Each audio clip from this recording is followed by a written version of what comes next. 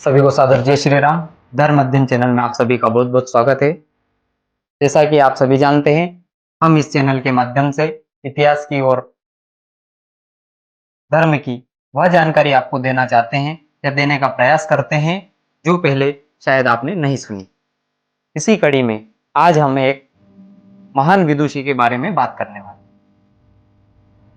हमारे इतिहास में ऐसी कई महिलाएं हुई है, ऐसी कई विदुषी हुई है जिनकी विद्वत्ता विश्व प्रसिद्ध रही, लेकिन इतिहास में कहीं ना कहीं उस ज्ञान को दबा दिया गया।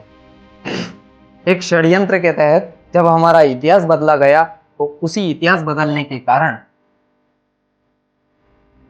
कई कहानियां इतिहास में दबी की दबी रहे। आज हम उसी पर बात करने वाले हैं। आज हम बात करने वाले हैं, क्या हम भी वास्तव में महिलाओं का सम्मान करते हैं या केवल मंच पर नारा लगा? क्या आज भी नारी को ज्ञान और निर्णय का अधिकारी माना जाता है? जिस भारत में नारी को शास्त्रार्थ के निर्णायक माना गया है, शास्त्रार्थ के निर्णायक के रूप में स्वीकार किया गया है, आज भी उसी भारत में नारी को कमजोर क्यों को समझा जाता है?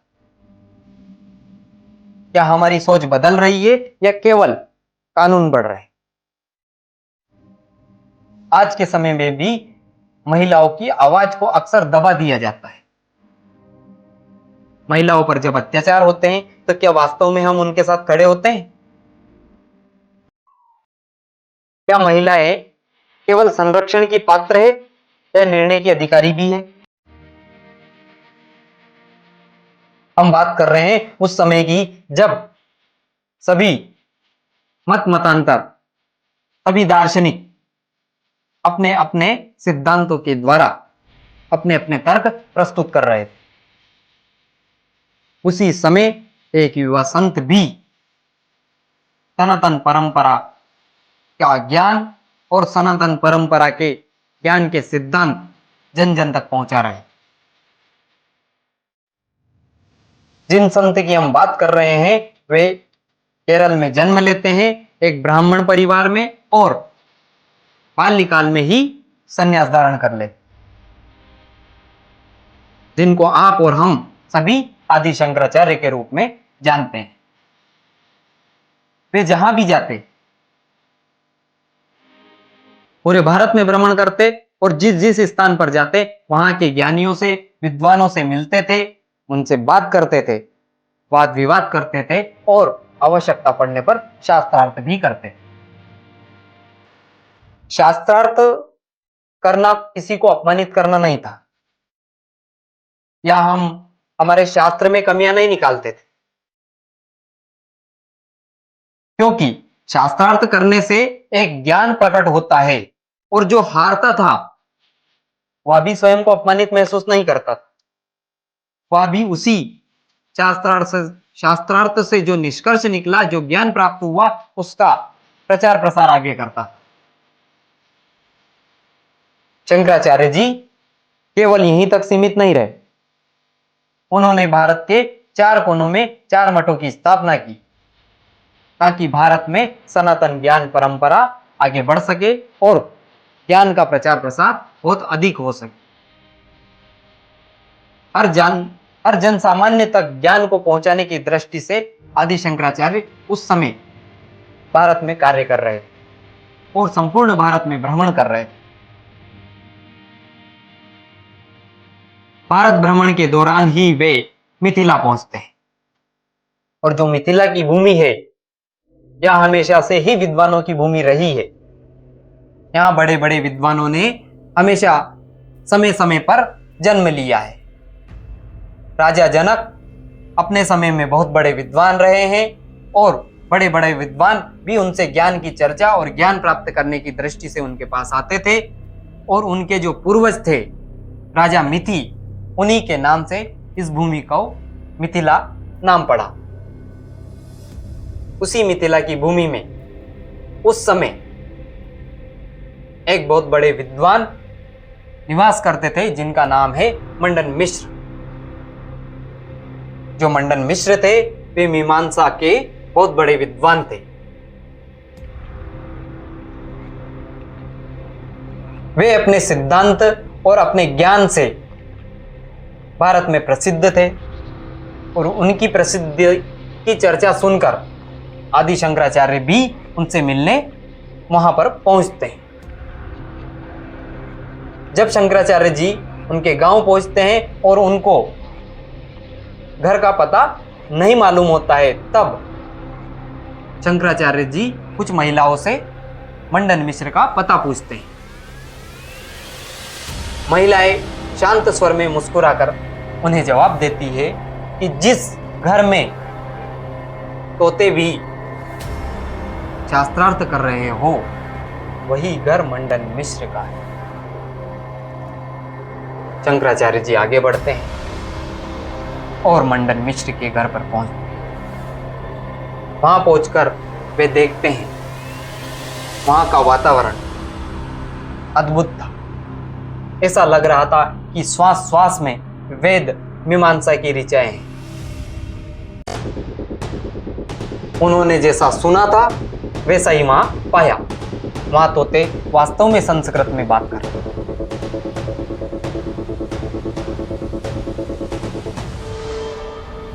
और फिर शंकराचार्य जी मंडन मिश्र के घर पर प्रवेश करते हैं और मंडन मिश्र आदि शंकराचार्य जी को देखकर आनंदित हो जाते हैं, प्रसन्न हो जाते हैं और दोनों पति पत्नी शंकराचार्य जी का आतिथ्य सत्कार करते हैं, उन्हें सम्मान देते हैं और शंकराचार्य जी और मंडन मिश्र को एक स्थान पर जो बैठे थे यह समाचार धीरे धीरे सभी जगह फैलने लगा। तो सभी को लगा कि जब दो महान विद्वान एक साथ है तो यहाँ पर ज्ञान की चर्चाएं की जानी है और उस ज्ञान को सुनने के लिए आसपास से सभी लोग वहां आने लगे। और जो आदि शंकराचार्य थे उन्होंने मंडन मिश्र को शास्त्रार्थ की चुनौती दे दी और कहा कि जो इस शास्त्रार्थ में हारेगा उसे जीतने वाले का शिष्य बनाया जाएगा, अर्थात जो हारेगा वो जीतने वाले का शिष्य बनेगा। फिर क्या था, चुनौती स्वीकार हुई, लेकिन समस्या यह है कि अगर शास्त्रार्थ होगा, हार जीत होगी, तो इसका निर्णय कौन करेगा? क्योंकि शास्त्रार्थ में निर्णायक की भूमिका बहुत महत्वपूर्ण है। जब दो बड़े विद्वान शास्त्रार्थ कर रहे हो तो निर्णायक भी ऐसा ही होगा जो शास्त्रों का ज्ञान रखता हो, बहुत अधिक विद्वान हो। ऐसे समय में शंकराचार्य जी निर्णायक के रूप में मंडन मिश्र जो थे उनकी अर्धांगिनी उभय भारती को निर्णायक के रूप में स्वीकार करते हैं। आप कल्पना कीजिए उस समय आदि शंकराचार्य एक महिला को निर्णायक के रूप में स्वीकार कर रहे हैं। आदि शंकराचार्य स्वयं अपने शास्त्रार्थ का निर्णय या न्यायाधीश एक महिला को स्वीकार करते हैं और आज के समय में हम बात करते हैं तो कहते हैं कि महिलाओं को शास्त्रों से क्या करना। और फिर क्या था, शास्त्रार्थ प्रारंभ हुआ। वेद मीमांसा के तर्क और वेदांत के तर्क गूंजने लगे। शास्त्रार्थ धीरे धीरे आगे बढ़ने लगा और वह धीरे धीरे अनंत गहराई में पहुंचने लगे। कहा जाता है कि यह शास्त्रार्थ लगभग 21 दिनों तक चला।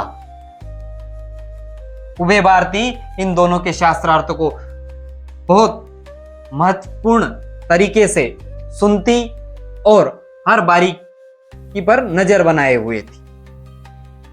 उन्होंने ना अपने पति का पक्ष लिया, ना एक सन्यासी का विद्रोह किया। दोनों के तर्कों को बड़ी आसानी से और समझदारी से सुनकर उनका अनुभव किया। और अब वह घड़ी आई जब निर्णय सुनाना था, निर्णय सुनाया जाना था और निर्णायक थी मंडन मिश्र की अर्धांगिनी अर्थात उभय भारती। तो स्वाभाविक सी बात है कि मंडन मिश्र की तरफ निर्णय आना चाहिए, लेकिन उभय भारती इसके विपरीत निर्णय सुनाती है और कहती है मंडन मिश्र पराजित हुए। यह सुनकर सभा में उपस्थित सभी व्यक्ति स्तब्ध रह जाते हैं। वे कुछ बोलते या कुछ कहते उसके पहले ही उभय भारती शांत स्वर में कहती है शंकराचार्य जी से कि शंकराचार्य जी, मंडन मिश्र पराजित हुए, लेकिन आपकी जीत तभी मानी जाएगी जब आप मुझे भी शास्त्रार्थ में पराजित करेंगे, क्योंकि मैं इनकी अर्धांगिनी हूं और अर्धांगिनी होने के नाते जब तक आप मुझे शास्त्रार्थ में पराजित नहीं कर देंगे तब तक आपकी जीत सुनिश्चित नहीं होगी। सभी यह सुनकर आश्चर्यचकित रह गए। एक महिला ने आदि शंकराचार्य को शास्त्रार्थ की चुनौती दे डाली। आज के समय में अगर कोई महिला किसी महान विद्वान को शास्त्रों की चुनौती दे दे या शास्त्रों की बात करने की कहे तो आज के बड़े बड़े विद्वान ये कह देते हैं कि हम महिलाओं से किसी प्रकार की बात नहीं करते या महिलाएं इसकी अधिकारी नहीं। लेकिन उस समय आदि शंकराचार्य ने उभय भारती के शास्त्रार्थ की चुनौती को स्वीकार किया और उन दोनों में शास्त्रार्थ भी हुआ और दोनों का शास्त्रार्थ भी लगभग 18 से 20 दिन तक चला। लेकिन अब उभय भारती ने जब शास्त्रार्थ किया तब प्रश्न बदल गए। यहां प्रश्न थे एक परिवार के। वैवाहिक जीवन कैसा है, संतान उत्पत्ति कैसे होती है, इस प्रकार के परिवार से जुड़े प्रश्न जब उभय भारती ने उठाए तो आदि शंकराचार्य के पास इसका व्यवहारिक ज्ञान नहीं था और आदि शंकराचार्य भी अंत में यह स्वीकार करते हैं कि मेरे पास इसका व्यवहारिक ज्ञान नहीं है। और उस समय हार या जीत के पीछे नहीं, सत्य के पीछे रहा जाता था। सत्य को हर एक व्यक्ति स्वीकार करता था। स्वयं को विद्वान कहना उस समय बहुत बड़ी बात नहीं थी या स्वयं को विद्वान कहलाने के लिए कोई भी शास्त्रार्थ नहीं करता था। इसी कड़ी में आदि शंकराचार्य भी यह स्वीकार करते हैं कि इसका ज्ञान, व्यवहारिक ज्ञान मेरे पास नहीं है और मुझे कुछ समय चाहिए। समय लिया जाता है। शंकराचार्य अपने ज्ञान, योग और तप के द्वारा इसका अनुभव प्राप्त करते हैं और फिर उभय भारती के द्वारा किए गए प्रश्नों का उत्तर देते हैं। तब उभय भारती की हार होती है और मंडन मिश्र उसके बाद से आदि शंकराचार्य के शिष्य बन जाते हैं। आप इस दृश्य को सुनकर कल्पना कीजिए कि हमारे भारत में महिलाओं का क्या स्थान रहा है। हम इतिहास से कुछ सीखते हैं या नहीं? हमें इतिहास से कुछ सीखना चाहिए। हमने इतिहास नहीं बदला, हमने केवल इतिहास को याद करना छोड़ दिया।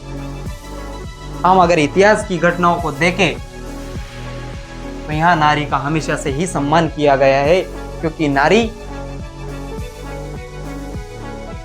जब आगे बढ़ती है, मार्गदर्शन करने के लिए आती है, तो वहां से इतिहास में एक नई दिशा आती है। हम बात करें हिरण्याकश्यप की पत्नी कयादु की, तो उन्होंने अपने गर्भ में पल रहे बच्चे को ऐसे संस्कार दिए कि आगे चलकर वह भक्त प्रहलाद बना और उनके लिए भगवान विष्णु को भी नरसिंह रूप में अवतार लेना पड़ा। अगर हम बात करें छत्रपति शिवाजी की, तो उनके पीछे थी मां जीजाबाई और जीजाबाई के संस्कार की वजह से शिवाजी महाराज ने हिंदवी स्वराज्य की स्थापना की। महाभारत का एक प्रसंग आता है जिसमें अर्जुन अपनी पत्नी सुभद्रा को चक्रव्यूह की रचना सिखा रहे थे और उनके पेट में पल रहे अभिमन्यु ने यह पूरी चक्रव्यूह भेदन की रचना को सुना और यह सुनकर वे चक्रव्यूह में प्रवेश कर जाते हैं और अपनी प्रसिद्ध जो अभिमन्यु ने वीरता दिखाई वह किसी से छिपी नहीं। इसी प्रकार महाराणा प्रताप के पीछे थी जयवंता बाई, आड़ी रानी, जिनका बलिदान आज भी विश्व प्रसिद्ध है। इतना सब देखने के बाद भी समाज से एक प्रश्न पूछते हैं, क्या हम अपनी बेटियों को वह सब दे रहे हैं जिनकी वे अधिकारी है? क्या हम उन्हें ज्ञान की ओर आगे बढ़ा रहे हैं, या आज भी हम पुराने भ्रमों में बंधे हुए हैं? जिस समाज ने नारी को शिक्षित किया है उस समाज ने नई दिशा पाई है और जिसने नारी को रोका है उसका पतन निश्चित हुआ है। हम उस भूमि के वंशज हैं जहां पर कई महान विदुषियों ने जन्म लिया है और इसी वीडियो में हमने विस्तार से सुना कि उभय भारती ने किस तरह अपनी बुद्धि का परिचय दिया। आज भी जब मिथिला में गीत गाए जाते हैं तो उभय भारती का नाम लिया जाता है। आज भी लोग चाहते हैं कि उनके घर में उभय भारती जैसी महिलाओं का जन्म हो, लेकिन वर्तमान में हम ऐसी भी घटनाएं देखते हैं जहां महिलाओं पर अत्याचार किए जाते हैं, महिलाओं के साथ दुष्कर्म किए जाते हैं। क्या है यह? इतिहास से हम कुछ सीख रहे हैं या केवल आगे बढ़ रहे हैं? जब हम महिलाओं के बारे में ये बात की जाती है तो यह कोई वर्तमान की सोच नहीं है या वर्तमान में युग परिवर्तन की बात नहीं हो रही है, या हमारे सनातन परंपरा का अंग है। सनातन में प्राचीन काल में जब हम हमारे इतिहास के पन्नों को पलटेंगे तो उनमें हमें मिलेगा कि कैसे नारियों का सम्मान भारत में किया गया है। भगवान राम भी एक महिला के लिए उस लंकापति से लड़े थे और आज हम महिलाओं को हमारे ही द्वारा दबा दिया जाता है। हम हमारी सोच को बदले और अगर आप भी यह स्वीकार करते हैं कि नारी सम्मान की नहीं न्याय की अधिकारी है तो इस वीडियो को अधिक से अधिक लोगों तक पहुंचाएं। हमारे चैनल को सब्सक्राइब करें, लाइक करें और कमेंट में भारत माता की जय लिखें और अपने विचार प्रकट करें। सभी को सादर जय श्री राम।